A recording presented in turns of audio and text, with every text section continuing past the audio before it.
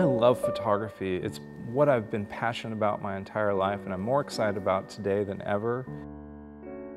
I was walking around Manhattan Beach last summer and I heard a girl shout out, "I'll kiss you if you jump."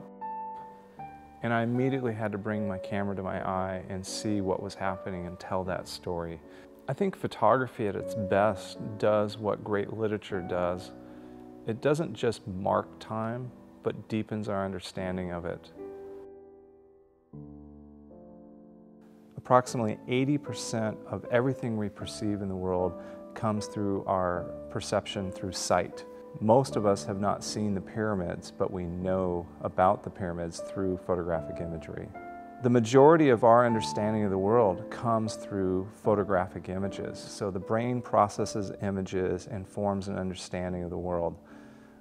Well, when we think about the sheer volume of photographic imagery that is both produced and consumed in our culture, there is approximately over 200,000 images uploaded to social media every minute.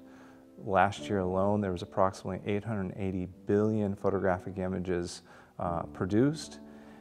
And the way human culture is shaped and formed is primarily through mimicry, through seeing something over and over and over and adopting attitudes and behaviors.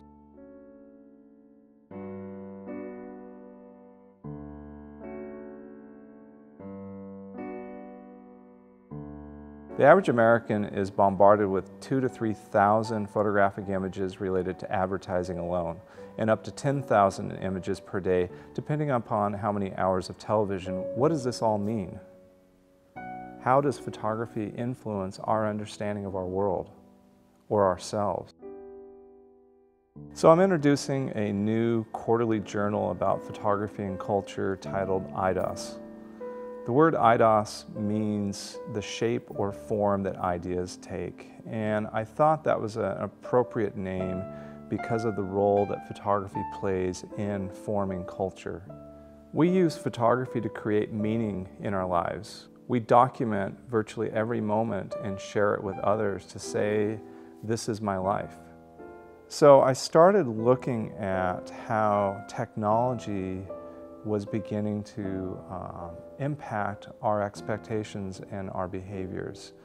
And I started paying attention to advertising media that was advertising all this new digital photography technology, where the expectation was that you would not only produce an image, but you would immediately retouch it, you would immediately transmit it, and the time lapse between the making an image, thinking about what you're doing, and publishing it has shrunk down to zero. We now instinctively or almost habitually just pull out a cell phone and snap a photo and share it. And I wanted to just hit that pause button and create this sort of philosophical gap for us to reflect on what it is we're actually doing and what this technology really means to us.